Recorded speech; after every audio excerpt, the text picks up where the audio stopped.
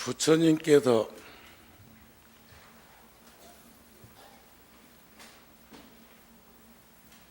한 55세쯤 되셨을 때 정각을 이루시고 한 20년쯤 지난 후입니다. 하루는 법상에 오르셔서 말씀하시기를 누가 나를 좌우에서 보자 보필하면서도 그러고도 이익을 잃지 않겠느냐 했더니 부처님보다 연세가 많은 장로 스님들께서 앞다퉈서 서로 부처님을 보자 보필하겠다는 뜻을 전합니다. 그때 부처님께서 말씀하시기를 여러분들은 나이가 너무 많아서 시자가 필요하고 옆에서 시중을 들어줘야 될 사람들이 필요한 입장인데 어찌 나를 보필하겠다고 하십니까?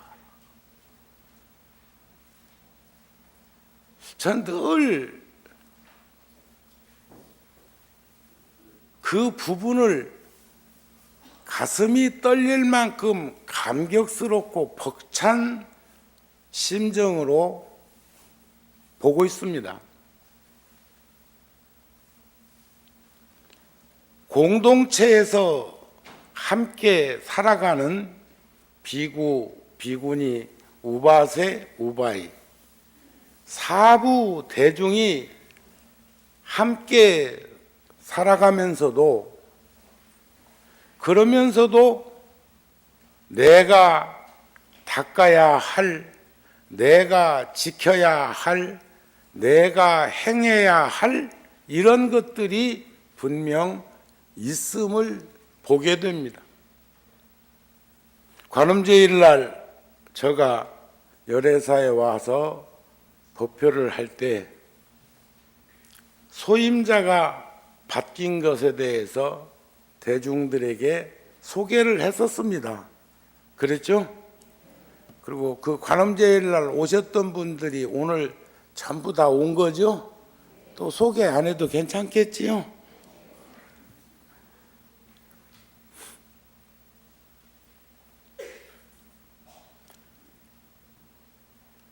저도 처음부터 출가해서 지금의 모습을 지닌 것이 아니라 일상적인 생활 속 행주자와 어묵 동정 속에 우리들의 삶은 한 계단씩 한 계단씩 나아가지고 있고 찰나찰나 순간순간 1초 1초 시간의 톱니바퀴 속에 우리들은 함께 더불어 살아가는 모습을 목격하게 됩니다.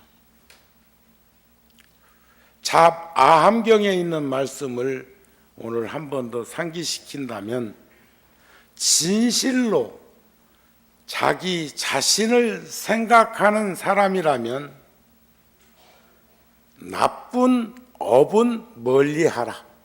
여기서 나쁜 업이라는 것은 우리 늘상 시박참회하는 것들일 겁니다. 이것을 행하면 10만 8천리 다가가고 이것을 지게 되면 도가 10만 8천리 멀어진다는 말씀 있죠. 10악업을 지으면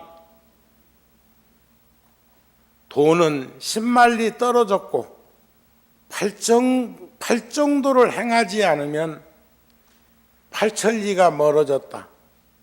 우리가 서방정토 극락세계에 아미타 부처님을 만나러 서쪽으로 걸어가다 보니까 도로 그 자리에 나왔다고 하대요. 시계도 360도 돌아치는 걸 보면 늘상 한 바퀴 돌면 그 자리에 와 있고 한 바퀴 돌면 그 자리에 와 있지. 그래서 늘상 나쁜 업은 멀리하고 옳고 그른 선행을 쌓으면 마음은 항상 편안해질 것이다. 가끔 문병이라도 가게 되면 또는 절에서 노불자님을 만나 뵙게 되면 어떤 분은 참 세월의 깊이를 훈장처럼 달고 있으면서도 늘상 잔잔한 미소를 머금고 있는 분이 있는가 하면 어떤 분은 늘 우울해하고 그리고 입술은 늘상 아래로 이렇게 처져 있고 이는 성치도 않을 건데 저근저근 물어쌌고 이런 삶의 현장에 살고 있는 분들도 봅니다. 근데 그분이 그러기만 한 게 아니라 내면에서는 불안, 공포, 초조, 강박관념 대단히 힘들고 어려운 모습들이 배어 나오는 것도 느끼게 됩니다. 왜 그렇게 불안하고 초조하고 감각관념에 사로잡혀서 벌벌벌 떠는 형국의 삶을 사는 것일까? 왜 그 마음은 항상 편안할 수 있었는데 그것으로부터 멀리 달아나 버렸을까? 제가 우스갯소리처럼 드리는 말씀이 있죠. 우린 본전치기만 해도 인간 세상에 다시 태어날 수 있다. 이런 확신과 믿음을 가지고 살아야 됩니다. 우리가 뭐 어쩌다가 한번 이 세상에 온 게 아니고 우리는 끊임없이 반복되어서 삶과 죽음 속에 수레바퀴처럼 그렇게 돌아치고 있다고 하는 믿음을 가져야 돼요. 여러분들 다시는 안 오실래요? 인간 세상에? 다시 오시고 싶은 분은 고개 한번 끄덕끄덕 해봐요. 대단히 숫자가 많네. 여기 좋은가 봐요. 그렇다면 자작자수 자업자득 자승자박한 인과 논리로 비추어 볼 때 본전치기만이라도 해라 이게. 그러면 지금만큼은 살 거 아닙니까? 믿지는 장사가 없다는데 아니면 이익을 발생시키세요. 제가 3월달 우리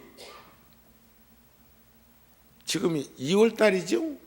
그러면 이제 3월달 잡지에 쓸 글을 어제 저녁에 밤을 꼬박 세워서 작업을 해놓고 이제 제가 왔습니다. 한결같은 마음으로 산다는 것 어려울 것 같지만 한결같이 사는 그 마음이란 그것이 선행이고 그것이 정념이고 그것이 무념이고 그것이 무상한 경계를 흔들림 없이 지니고 살 수 있는 그런 마음 속에서 우리는 지금 내 모습을 내 본성의 그 마음자리에 흔들림 없는 자리로 다가가기 위해서 우린 늘 기도하고 늘 생활 속에서 부처님의 법을 접하면서 사는 것이 아니겠습니까? 하는 말씀에 동의하시지요? 오늘 꼭 주주총회 하는 것 같네. 제가 저번에 예고해드린 걸 결국 오늘 이곳에서 하게 됩니다. 스티븐슨 몬드라고 하는 이분은 프로이드 정신분석학자와 심리치료사인 융의 제자이기도 한데, 집단 무의식은 망상 아닌 백만 살 된 영혼과의 접속이라는 글에 있는 말을 제가 정리해 봤습니다. 전 며칠 전에 꿈을 꾸었습니다. 여러분들도 꿈 꾸세요? 근데 그 꿈이 지금 몇 차례 반복되어서 꾸어지는 꿈이야. 그래서 오늘 제가 눈을 지그시 감고 차 속에서 오면서 그 꿈을 떠올려 봤어요. 오늘 본문과 연결 지어 드리기 위해서 꿈을 떠올려 봤는데, 몇 차례 똑같은 꿈을 꾼다는 거, 그거 쉬운 건가요? 보살님 편히 앉으세요. 편히.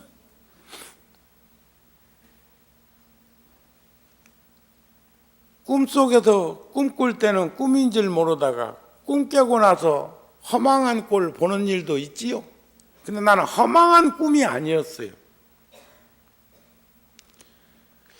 일산도 20년 전에는 벌판 논밭대기 브로도자가 끊임없이 포크레인이 끊임없이 삽질하고 괭이질 하는 것처럼 닦여져 나가고 아파트 단지 등이 만들어지기 벌써 여기 신도시가 들어선 지도 20년이네요. 참 빨라. 잠시 잠깐인데 20년 지나가고, 잠시 잠깐인데 30년 지나고, 잠시 잠깐인데 일생도 지나갈 건데도 우리들은 그것을 감지하지 못하고 살고 있다고. 태관절 여러분들은 남은 시간이 얼마나 남았다고 생각되세요? 가면 또 올 건데 뭐 시간 갖고 그래서 합니까? 또 그런 거 아니고, 또 도인이다, 도인. 오기는 오지만 불안전하게 불확실한 상태에서 오고 가는 것은, 그건 어떻게 보면 안타깝지요. 어두운 공간 속에 불을 밝히면 사물을 식별할 수 있는 환경이 되지만, 잘 알지도 못하는 어두운 공간 속에서 뭐가 거기에 놓여 있는지 모를 때, 위험 요소가 어떤 것이 작용할지 모를 때 우리는 불안하고 초조하고 무섭고 겁나고 두려울 수 있다는 거예요. 어떤 이는 우리 모두는 새장에 갇힌 새처럼 감옥에 있다. 아니, 죄인들만 감옥에 있는 게 아니고 죄인들을 관리하는 이들도 감옥에 있는 거죠. 이번에 어느 나라에서는 감옥에서 얼마나 많은 이들이 죽었습니까? 불이 났는데 폭동이 일어난 거죠.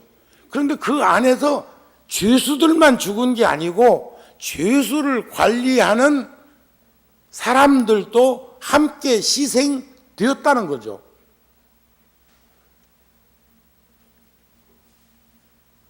그런데 참 일산열애사, 제가 이 능골의 털을 보고도 얼마나 기뻤는지 몰라.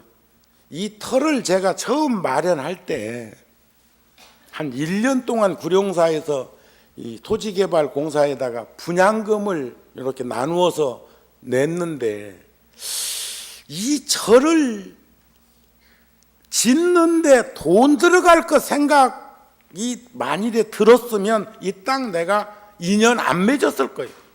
그때는 오직 아름답고 오직 편안하고, 이런데 이런 황토 땅이 말이요, 기운이 넘치는 이런 땅이 있다니.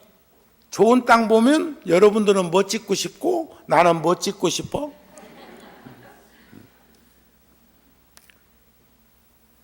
그 업의 관계이든 원력의 관계이든 그 당시에 단순 세포가 작용하는 터가 너무 좋다.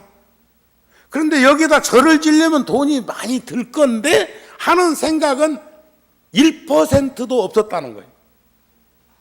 그 참 묘하죠. 그런데 그 작용이 이러한 큰 가람을 이룰 수가 있었는데, 그 꿈속에서 아직도 빈 털을 바라보고 있는 땅이 있어. 굉장히 마음속에서 현실처럼 안타깝게 꿈속에서도 느낀 땅이 있는데, 그 땅이 반복해서 자꾸 보이는 거예요. 아, 내가 또 저를 또 짓겠구나.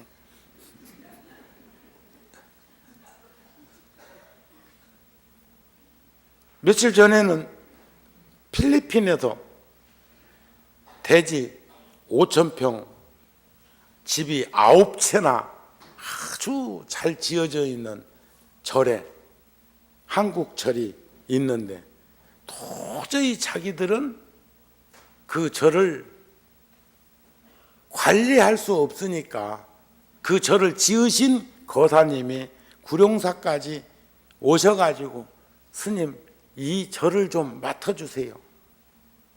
그럼 내가 뭐라 했을까? 그러지요 했을까요? 아닙니다 했을까요?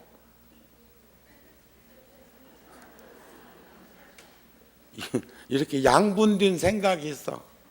그것을 원력으로 보면 당연히 미력한 심이지만 보탬이 될 수 있도록 나서 보지요.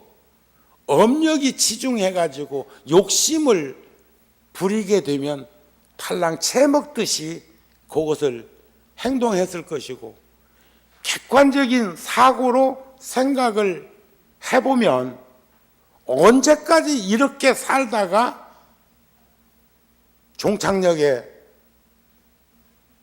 도착할 것인가를 생각해 보면 한심할 때도 있다는 거죠.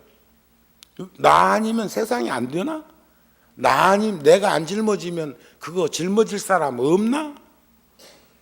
그런데 사진으로 봤을 적에는 너무 좋은 거예요.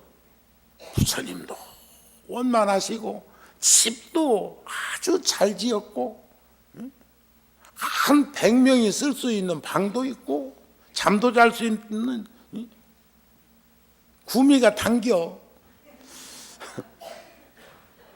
근데 그러한 환경에다가 제가 하고 싶은 게 제천의 불교 마을인데, 결국 다시 한번 이렇게 떠올려 보니까 제천에 농사 짓고 있는 그 땅에 무엇인가 이루어져야 되는 시기가 온 것이 아닐까 하는 제 마음으로 이렇게 제 생각이 이렇게 접근되었습니다.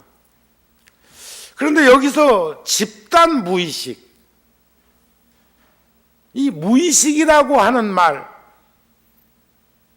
세속적 무의식과 불교적 무의식은 현격한 차이를 지니고 있습니다. 그러나 이 학자가 집단 무의식이라고 한 것은 생각 없는, 의식 없는 의식을 말하는 것이 아니라 집단적으로 많은 이들이 같은 생각으로 이렇게 접근해오는 그런 의식으로 보게 됩니다. 100만 살이라고 하는 것은 그냥 나이로 얘기하는 것이 아니라 수없는 이들의 영혼이 서로 우리는 느끼지 못하고 이해되지 못할지 몰라도 끊임없이 교류하고 있고 교감하고 있는데, 여러분들 혹시 시골에서 농촌에서 사신 분들 있으면 고개 한번 끄덕끄덕. 옛날 어린 시절에 농촌에서 사신 분, 다 그 아버지는 도유지 살았어. 서울 태생이요. 그러면 벼농사 짓는 걸 아시는 분 한번 고개를 끄덕끄덕 해봐요. 쌀나무도 모르는지도 많네. 가난한 어린 시절에 여름에 내 보리밥 먹다가 이른벼 추석 전후로, 지금은 추석 전에도 뭐 벼농사를 곡식을 거두기도 합니다만 우리 어렸을 때만 해도 추석 전에 벼베기가 쉬운 일은 아니었습니다. 그런데 가을에 김장 배추밭에 잔뜩 씨를 뿌려놓고 우리네 어머니들은 그것을 솎아서 먹으면서 큰 포기 배추를 키워서 가을에 김장을 하십니다. 지금은 안 그래. 딱딱 자리 오와 열을 맞춰서 꼭꼭꼭꼭 풀 안 나게 하려고 비닐로 덮어놓고 밑에 거름 넣어놓고 씨앗을 심어놓으면 거기서 이제 배추, 포기 배추가 이렇게 만들어지고 그러는데, 그때 햇살밥을 어느 집에선가 해서 그 겉절이, 우리 어린 시절에 아이 손목만한 그런 배추를 김치 담아서 어느 집에선가 그걸 공양하게 되면 온 동네가 햇살밥으로 진동해. 침 넘어가지. 그거 짝짝 찢어서 척척 걸쳐 먹으면 참 맛있었지. 지금은 별걸 다 구워 먹고 지져 먹고 볶아 먹어도 이웃집서도 잘 모른다. 지금 우리는 알 수 없지만 대단히 자극적인 이 감각 기관에 전달되지 않는 냄새들 등등이 이 세상에 꽉 차 있는 거예요. 못 느낀다고 없는 거 아니잖아요. 느끼는 것만, 보는 것만, 맞는 것만 있는 건 아니라고요. 여기서 지금 이분이 말하고자 한 게 그것이라고 보여집니다. 수없는 영혼들과의 접속되어서, 그래서 마치 누군가로부터 건네받은 것처럼 내 머릿속에 떠오르는 예지, 떠오르는 생각, 떠오르는 발견, 그런 것들. 또 저는 천상 스님인 것이 꿈에서도 법문합니다. 오늘 또 신중단에 그 스님 목탁에 맞춰가지고 기도를 하시는데 굉장히 템포가 빨랐어. 빠른데도 연세 드신 분들도 그 연불 소리를 똑같이 따라서 하대요. 저 일산 열애사 대단하네. 혀가 잘 안 돌아갈 것 같은데, 나이 잡수면 혀도 이게 느리잖아요. 그래도 그 빠른 연불을 함께 할 수 있는 것은 숙련되었기 때문이기도 하지만 연불의 진수가 거기에 담겨져 있기 때문에 우리는 그것이 거슬리지 않게 수용되고 받아들여지는 거라고 생각을 합니다. 처음 해보는데도 그렇게 그 단어가 낯설고 어순이 여의치 않을 것 같은데도 그 연불을 척척척척 같이 따라서 하는 젊은 불자들도 목격하고 있기 때문입니다. 그래서 그분들은 뭐라고 얘기나, 글을 쓰면서 떨칠 수 없었던 것은 저기 어딘가에 이미 존재하고 있는 말을 내가 그저 필사하고 있다는 느낌이다. 이게 노벨 문학상을 받은 이가 한 소리예요.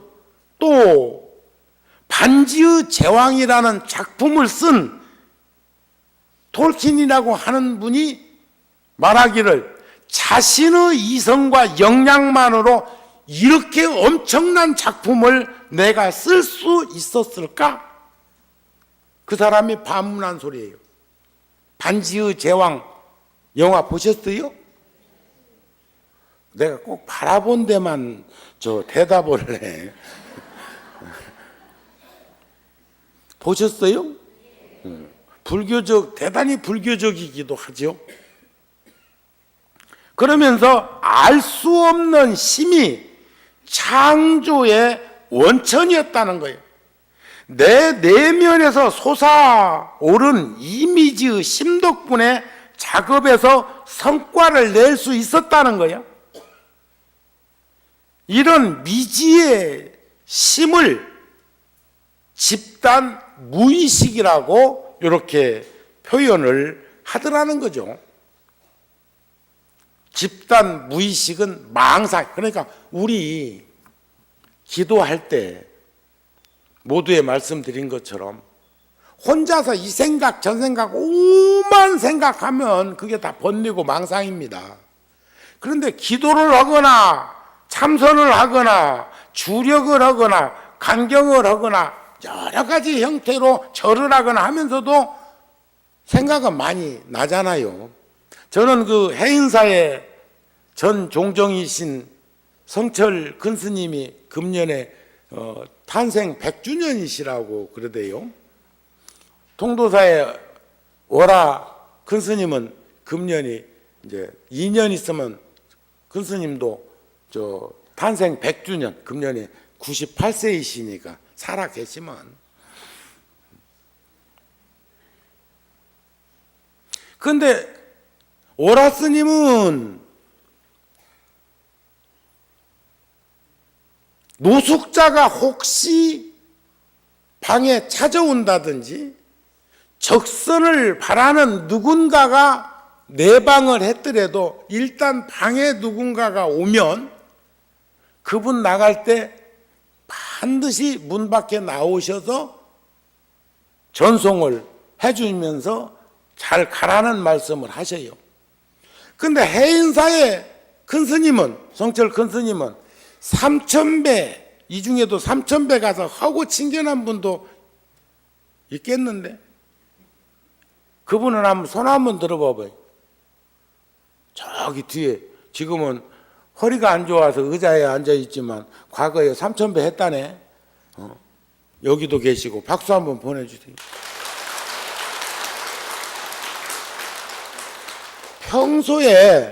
평소에 절하더니도 3000배 하고 나면 계단 못 내려가.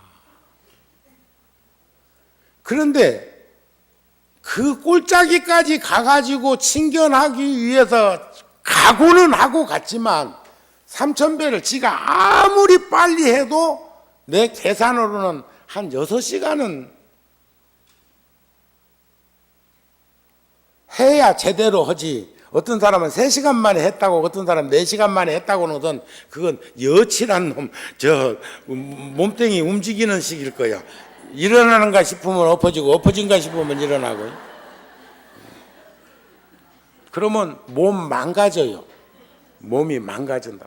절은 반드시 느려도 괜찮으니까. 그렇다 해도 또 너무 느려 터져가지고 요즘 불교 텔레비전에서 108대참 나오는 거 한글로 번역한 것까지 읽어가면서 하는 거 보면 또 그건 108배 한 30분 걸리겠던데? 응? 근데 반드시 힘은 뺄 것, 몸에 힘은 뺄 것. 그리고 일어날 땐 꼿꼿하게 허리를 세워서 일어나고 엎드릴 때는 반드시 오체가 땅에 닿을 수 있도록 엎드릴 것. 일어났다 엎드렸다 하는 거. 그 다음에 두 발은 함께 디뎌서 발끝에다가 살포시 힘을 한 번씩 착착 집어넣는 암시만 하면 일어나지게 되어 있으니까. 그런데 어떤 이들은 전하면서 보면 골반 망가지기 딱 좋게 하더만 한 발 일어나고 또 한 발 일으키고 그러면 이게 틀어져 가지고 문제가 더 심각해집니다. 반드시 절을 때는 두 발을 같이 모둠을 일으켜서 일어나야 된다는 거 아셨습니까? 그런데 그렇게 절을 할 때 생각 오만 생각 다 안 했겠어? 지 잘난 것도 드러날 것이고 내가 어쩌다 여기 붙들려 갖고 이 꼴인가 싶기도 하고 뭐 이 생각 저 생각 한없이 하다가 나중에는 오기가 나가지고 또 막 견딜 수도 있을 것이고 아니면 막 또 지나간 시간 되돌아보면서 한없는 눈물도 흘릴 수 있을 것이고 또 뭐 하면서 막 별별 생각을 다 극복하고 그 절을 마쳤을 때 큰 스님을 잠깐 스치고 지나가는 모습으로라도 바람결에 스치는 모습이라도 배웠을 때 큰 스님의 유실력과 법력이 거기에 묻어나는 게 아니고 내가 이미 갖춰져 있는 상태에서 그 일을 진행하는 과정에서 다 주고받을 것은 발현된 것이라고 난 믿습니다. 이해되세요? 그래서 한 사람의 정신세계가 어린 시절의 경험에 종속된다는, 그래서 어느 잡지에도 보면 동심은 어른들의 마음의 고향 이런 게 써진 적도 본 적이 있어. 그래서 프로이드의 개인 무의식 이론에 의문을 제기한 것은 그보다는 인류가 시작될 때부터, 요즘 뭐 3월 달에 공중파 방송에서는 인류의 뿌리를 찾아서 가는데 자꾸 바닷그림이 나왔습니다. 물고기가 자꾸 화면에 빛이 띠다. 그거 관심 있게 한번 보세요. 아셨습니까?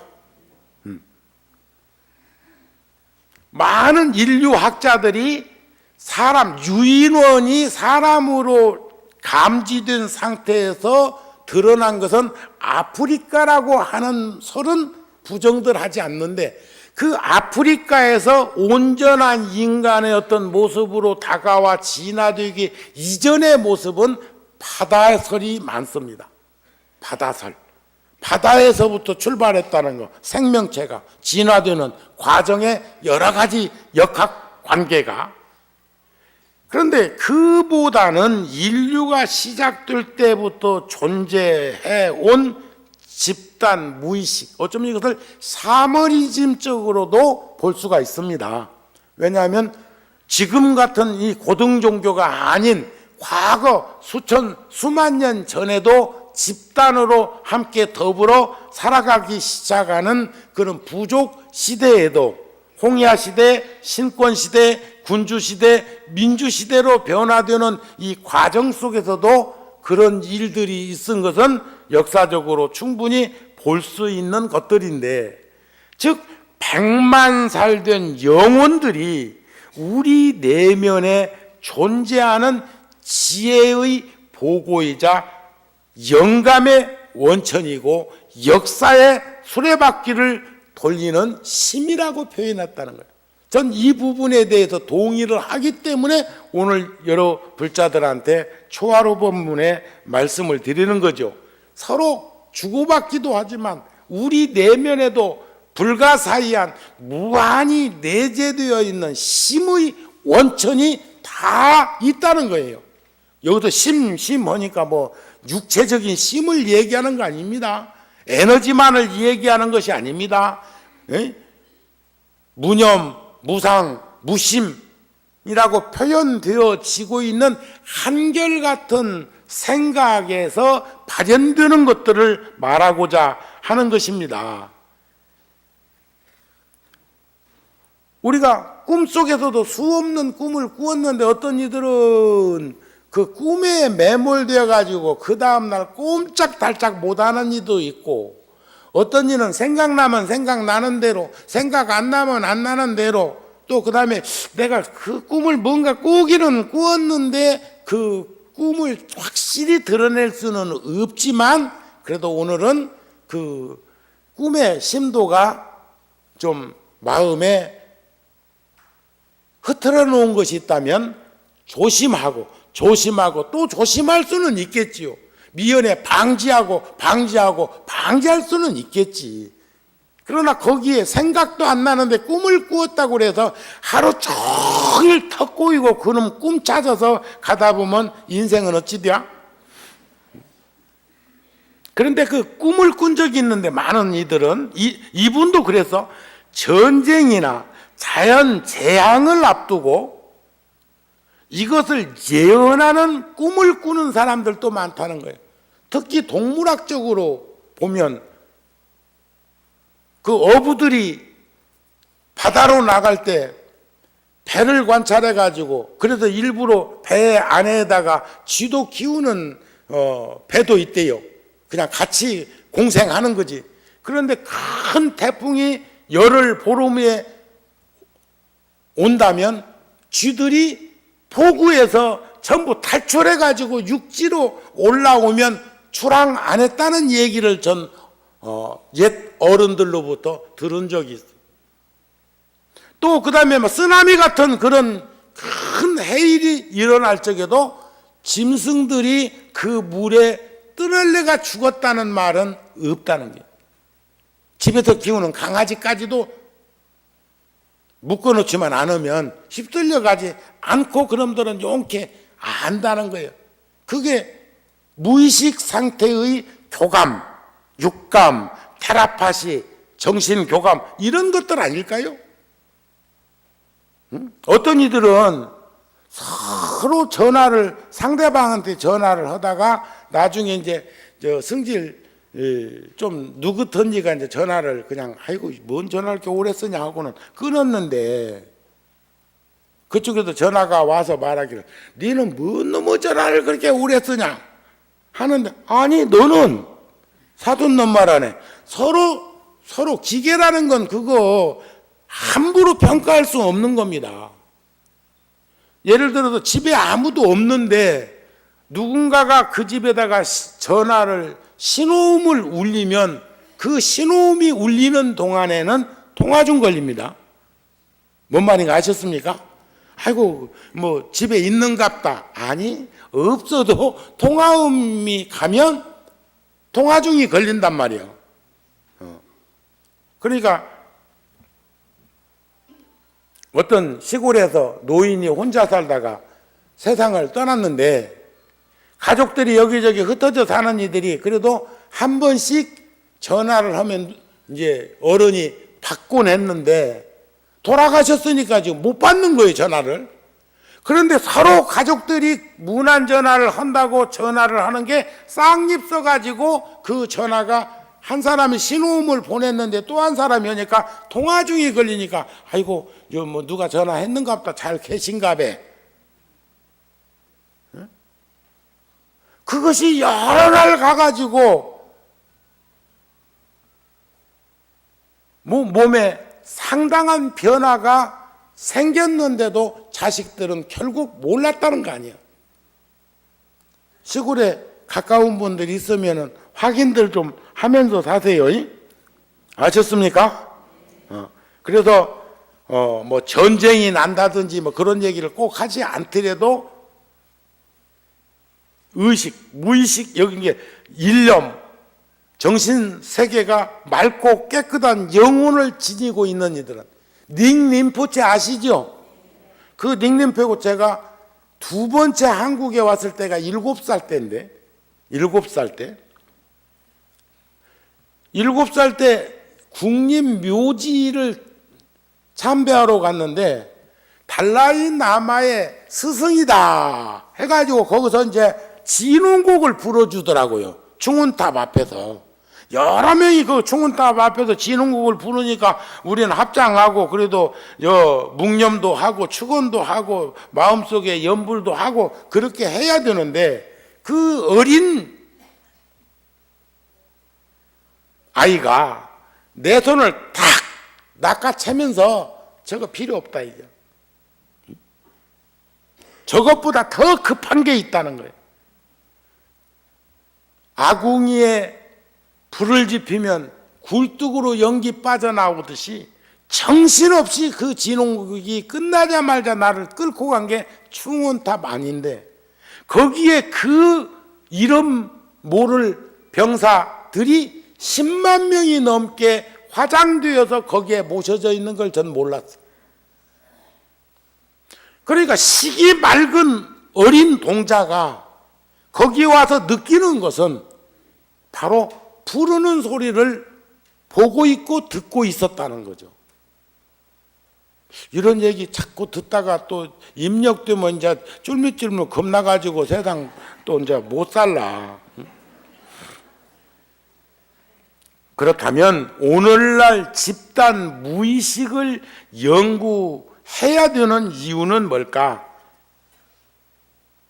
집단 무의식이 해결책을 내어줄 수 있기 때문이 아닐까 하는 건데 때로는 너무 분석만 하지 말고 마음 깊은 곳에 우리의 진정한 내 목소리를 따라가도 좋을 듯 하다고 하는 요 말 한 말씀을 전해드리기 위해서 세상은 사바세계의 현상계는 그렇게 이루어져 있는 건데 거기에 우리가 매몰되어서 살아가는 것은 좀 문제가 있지 않는가 하는 마음을 전해드리기 위해서 이 말씀을 단을 잡아봤습니다.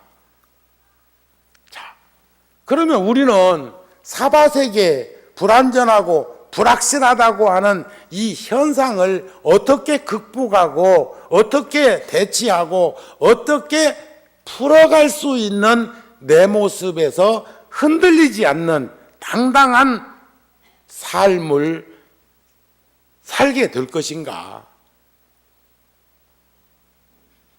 이게 매우 중요한 거 아닌가요? 나이 잡수면서 쫄깃쫄깃하고 그냥 갈 날은 며칠 안 남은 것 같고 주변에서는 여기서 콩나물 웃자란 놈 속아가듯이 여기서도 빼가고 저기서도 빼가고 저기서도 빼가고 자꾸 빼가다 보니까 언제 내 차례에 올란가 싶어갖고 안절부절 하는 것은 아닌가 몰라. 자, 인생은 이러나 저러나 시작이 반이라는데 우리 인생은 절반 지났어요? 안 지났어요? 지금 산 만큼은 더 살 것 같아요? 못 살 것 같아요? 여기 보니까 아직도 살 날이 구말이 창창한 이도 보이지만 지금만큼 살은 지금보다 남은 시간이 별반 안 남은 이들도 많은데 나는 뭐 한 120살쯤 산다면 한 반절 남았다. 그렇지만 아무리 계산을 손가락으로 꼽아봐도 그만큼 살 수는 없을 것 같아요.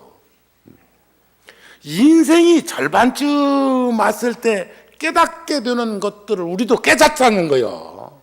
네? 하루하루 즐겁게 사세요. 늘 한결같이 입술 내리 이렇게 안 내밀고 이렇게 치켜 올리면서 웃으세요. 또 보살님 미소 아름답다.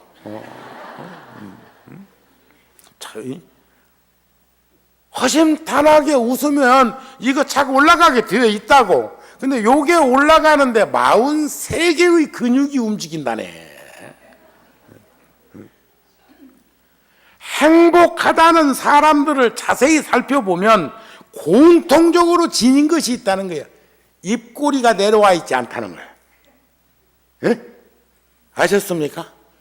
그리고 노년에 행복하다는 사람들, 복 있는 이들을 보면 여기에 하나씩 뭐가 하나 붙어 있다는 거예요.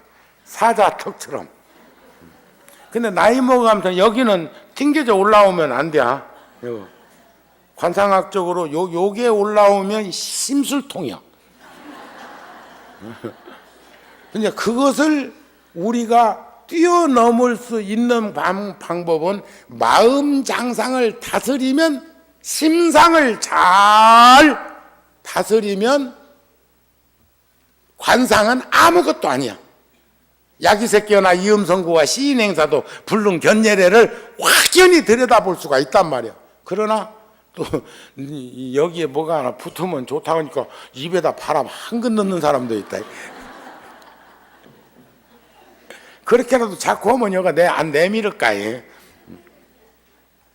근데 그 사람들의 공통점은, 그 중에 가장 중요한 것은 그들이 하는 일이라는 거예요.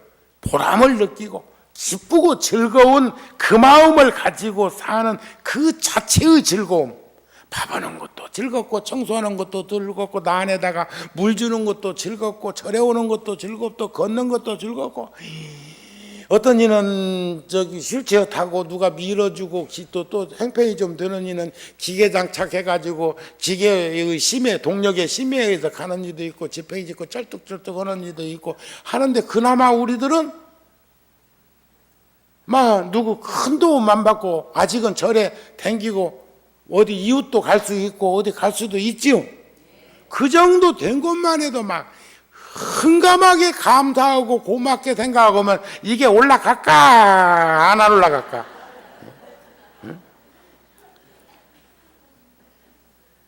그러니까 일은 그 자체로도, 오늘 사시 기도하시는 스님 뭐 평가하기는 그렇지만, 오늘 초하루처럼 날마다 불자들이 이렇게 많이 오시면 스님 기도 목탁 소리는 쟁반에 옥굿을 굴러가는 목탁 소리는 늘상 들을 수 있을 거예요. 근데 기도하는데, 새벽 기도하는데 오지도 않고, 저녁 기도하는데 오지도 않고, 예? 그게 아까 집단 무의식처럼 일념으로, 무념으로, 무상으로, 무심으로 이루어지고 있는 그 기운이 작용했을 때 우리는 불가사의한 심과 유실력과 가피력을 느낄 수 있는 것들이 작용된다는 것을 여러분들 받아들이세요. 노는이 연불 돈다며. 예? 멀쩡할 때, 건강할 때, 힘 있을 때, 시간 있을 때 시간 내갖고 오세요. 초하루나 말 이렇게 몽땅 오지 말고. 예? 날마다 그러니까 초하루이면 좋겠지만 어쩌노? 날마다 초하루도 아니고.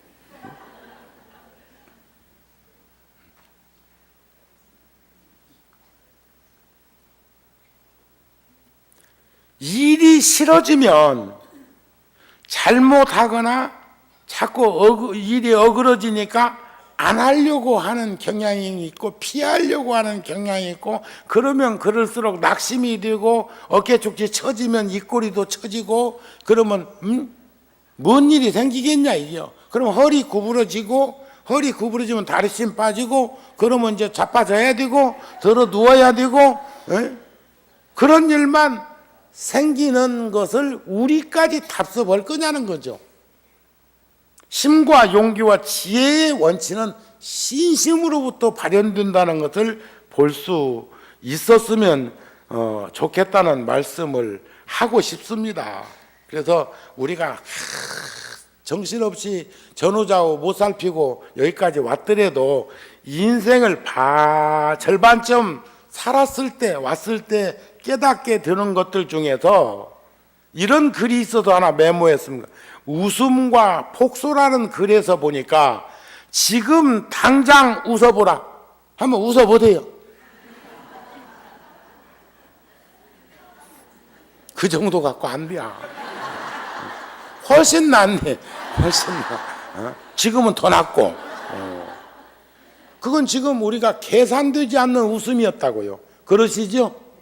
그렇다고 해서 허파에 바람 들어가지고 피식피식 새는 웃음은 그 의미가 우는 것만 또 못하 돼요. 지금 당장 웃어보라.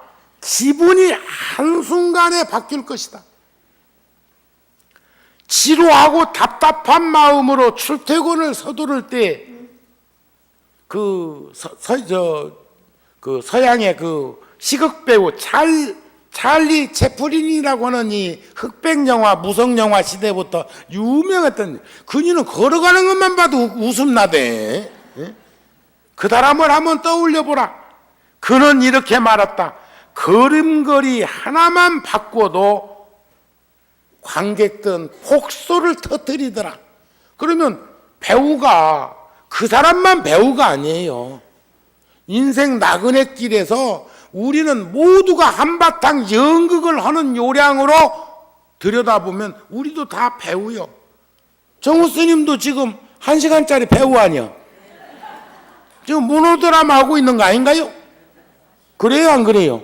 재밌는 얘기도 했고 슬픈 얘기도 했고 심도 있는 얘기도 했고 내면의 깊은 이야기도 끄집어내고 세상의 이치도 드러내고 사람 사는 얘기도 하고 여러 가지 했잖아요.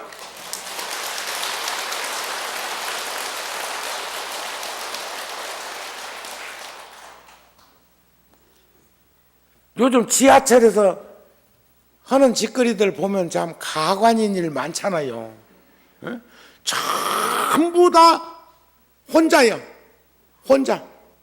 또 그런가 하면 실수도 할 수도 있고 세상 살다 보면 상대에게 피해도 조금 줄 수도 있고 바로 그러면 궤도 수정해 갖고 사과도 할 수 있고 이래야 되는데 가끔 지하철 같은 거 타보면 지하철 안에서도 싸웁디다. 근데 싸우는데 기울여 버리고 이렇게 들여다보면 아무것도 아닌 것 가지고 아주 그냥 금방 죽일 듯이 막 폭탄이 터져버릴 듯이 하는 그런 행위들도 볼 때가 있는데 우리 불자들이 세상 사람하고 다른 점은 여러 가지가 있겠지만 그 중에서도 배려하는 그런 마음들로부터 시작되는 것이 아닐까. 우린 배려해야 됩니다. 내가 내 자신에게도 배려해야 돼요. 내가 나한테도 배려하는 사람이 누구한테 배려할 거라고? 가끔 보면 아이고 그 사람은 내가 가까운 사람이니까 잘 아는 사람이니까 친한 사람이니까 놔둬라. 내가 알아서 할게. 뭘 알아서 하는데? 진짜 가까운 사람한테 배려하고 관심 갖고 친절하게 잘해줘야 되는 거 아닌가요? 남한테는 무지무지하게 잘하면서 그 사람은 가까우니까 그냥 등한해도 되는 건가요? 난 그렇게 생각 안 되던데. 그런데 그렇게 말하는 나 역시도 가까운 사람한테 등한하는 일이 많아. 응? 그러니까 작은 배려와 작은 미소, 응? 사랑의 손길, 이런 것들이 병든 세포도 살린다고 하니까 세포가 살아나기 위해서는 마음부터 살아나야 되는 거 아니겠습니까? 우리 닫혔던 문을 활짝 열었으면 합니다. 그리고 병든 세포나 병든 마음이 있거들랑 우리 부처님 가르침을 통해서 함께 살아가는 이들을 배려하는 이런 한 걸음 한 걸음 나아가는 이런 모습 속에서 그런 것들이 저절로 치유될 수 있는 그런 것들을 우리는 믿고 확인할 수 있었으면 좋겠다는 말씀도 되지 않을까 싶습니다. 그래서 내가 사랑하지 않기 때문에 누군가로부터 사랑받기를 원했다면 내가 누군가를 사랑하는 그 순간 그 마음은 사라진다고 합니다. 내가 누군가를 사랑하는가 사랑하지 않는가는 더 이상 중요하지 않다고 합니다. 먼저 마음의 문을 열고 다가갔으면 좋겠습니다. 미운정 고운정 들어서 도장은 못 찍는다고 하면서도 그렇게 어려움을 겪는 가족들이 있거들랑 내가 먼저 마음의 문을 여는 훈련을 절에서 하고 그리고 다가갈 수 있었으면 합니다. 서양에서 그 의학자들이 이렇게 그 연구한 자료에 보니까 우리 몸속에서 30대 때 밥을 먹든 하루에 2끼니를 먹든 1끼니를 먹든 음식을 소화해내기 위해서 배출되는 것이 있대. 그걸 염산이라고 그러대. 염산. 위에서 나오는 산. 그래서 뭐 유산, 과다, 또 농경사회에서 산업화 시대로 바뀌는 시절에 제가 약국의 약사에게 물어보니까 제일 많은 약이 무슨 약이냐고 하니까 위장약이 가장 많다고 하더라고요. 약국에. 돈은 딴 거 팔아야 돈이 되는데 위장약은 다 알려져 갖고 몇 품 안 남는다네. 그런데 다양한 위장약을 찾는 이가 많기 때문에 약국에는 위장약이 제일 많다고 그랬는데 요즘은 아마 이제 그 위장약보다 더 많은 약이 진열되어 있을 걸로 생각을 합니다. 혹시 약국 가시는 분 있으면 그것 좀 알아갖고 오세요. 지금은 약국에 무엇이 제일 많이 진열되어 있고 잘 팔리고 있는지. 그런데 그 몸에서 유산을 축출해 가지고 유리판 위에다가 이런 천을 놓고 한 방울, 두 방울, 세 방울 나온 그 액을 거기다 떨어뜨리니까 타버리더라는 거예요. 매일 우리 몸속 위에서 나오는 유산을 축출해 가지고 그것을 천 조각에다 떨어뜨리니까 타버리더라. 자, 여기서 우리는 봐야 할 게 있습니다.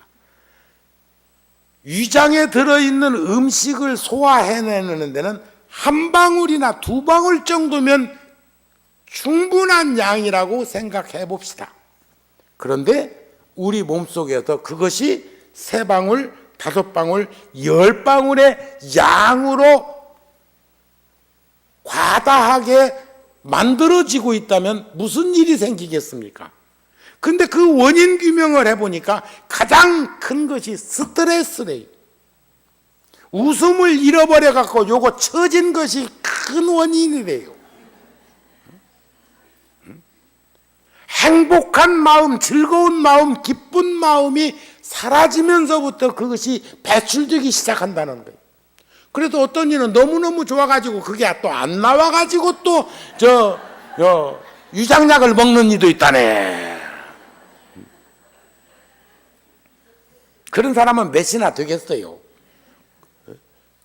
자, 그런 작용과 그런 심식에서 벌어지고 있는 것들만 보더라도 그것을 응용해서 들여다보면 세상은 어찌 살아야 할 것인가. 그러기 위해서는 우리 기도 많이 하셔야 되겠지요. 절에 자주 오셔야 되겠지요. 함께 해야 되겠지요. 그래서 연구진들은 사람마다의 표정을 근거로 입술 모양, 눈가에 주름살이 주입된 것들을 이렇게 소프트웨어 컴퓨터에다가 입력해 가지고 이렇게 그림을 분석해 보니까 가장 명화 중에 명화, 인물화 중에서는 모나리자가 최고라는데 그 모나리자도 83%만 행복감에 충만되어 있고 17%는 딴 것이들이야.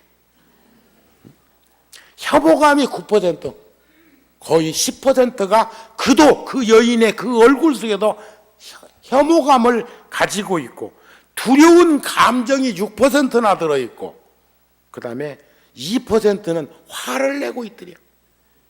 화를. 정우스님 지금 화났어 안 났어? 근데 이 부타 TV에서 내가 웃는 것들 요즘 우연히 가끔 웃는 그것이 카메라에 잡혀서 인터넷에도 그 본문을 보다가 보니까 나도 웃으니까 괜찮더라. 나는 웃음이 나는 시원찮은 줄 알았어. 언제 내가 거울 보고 웃어본 일이 있나? 내가 뭐 연극 배우라 무슨 텔레비전에 나올 일이 있어갖고 훈련을 받았겠나? 그런데 저 인터넷에서 화면에 비치는 얼굴 속에서 스스럼 없이 여러분들과 함께 있는 게 기쁘고 좋아서 미소 지을 때 그 미소는 아름답더라고요. 근데 내 사진에는 웃는 사진이 거의 없어. 카메라 딱 대면 내가 굳어버려. 어묵구덩이 굳어버려.